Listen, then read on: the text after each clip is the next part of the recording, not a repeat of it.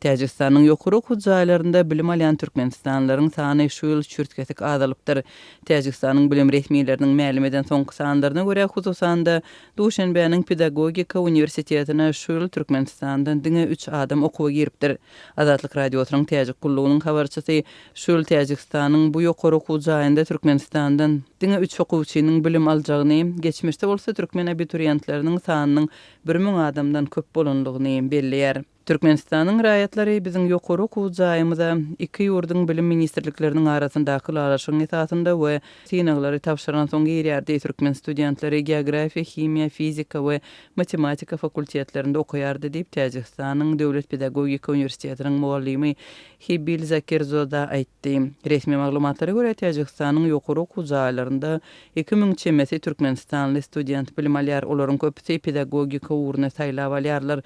2017-nji ýylda bolsa ýurdun ýokary okuw jaýlarynda 4000 çemesi türkmenistanly okuýardy. Täjikistanda bilim alýan türkmenistanly studentleriň sany geçen okuw ýylynyň dowamında azalyp başlapdy. Şonda täjik resmiýetleri munyň sebäbini türkmenistanly studentleriň öz ýurduna giden soň gaýdyp gelmeýänligi bilen düşündiripdi.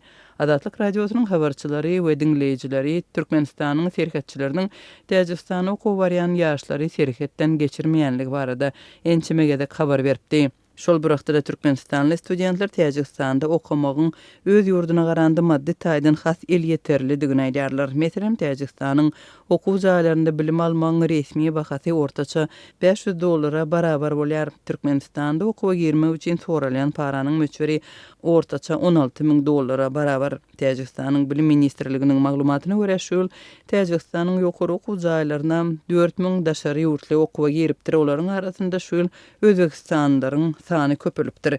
Diňe bir pedagogika uniwersitetine Özbekistandan 2000 adam okuwa giripdir.